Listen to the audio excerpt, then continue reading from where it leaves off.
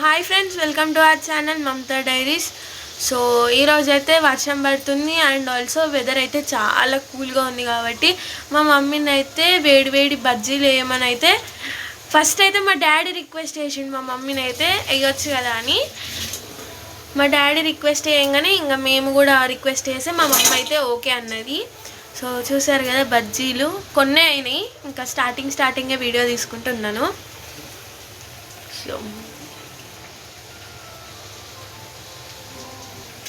మీలో ఎంతమందికి బజ్జీలు అంటే ఇష్టమో కామెంట్ చేయండి ఫ్రెండ్స్. అండ్ ఇలాంటి కూల్ క్లైమేట్స్లో మీకేం తినబుద్ధి అవుతుంది వేడివేడిగా? బజ్జీలు అయితే క్రిస్పీగా గుల్లగా బాగా వచ్చినాయి ఫ్రెండ్స్, చూడండి మీరే.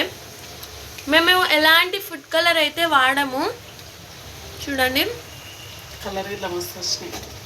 అవును మమ్మీ, మిర్చిల కన్నా ఆలు బజ్జీ బాగుంటాయి. అవును, నాకైతే చాలా ఇష్టం.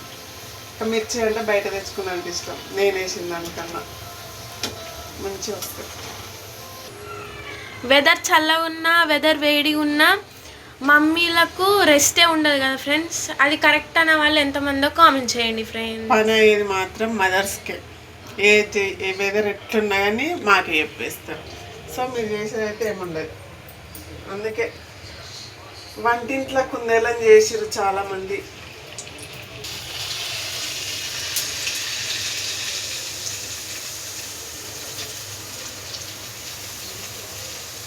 ఆలుకు ఒకటే సైడ్ అంటారు పిండి అనేది, తినేటప్పుడు చాలా బాగుంటుంది. అలా ఉంటుంది.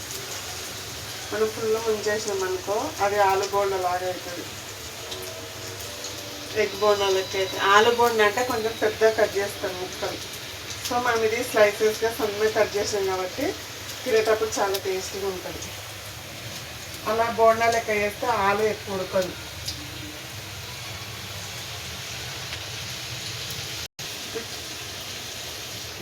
సో ఫ్రెండ్స్, మా మమ్మీ బజ్జీలు వేస్తుంటే మా అన్న దగ్గరికి అయితే వాసన పోయి మమ్మీ ఒకటి తీసుకోవాలని అడుగుతుండు.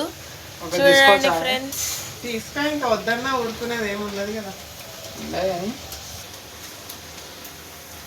ఎలా ఉన్నాయి టేస్ట్?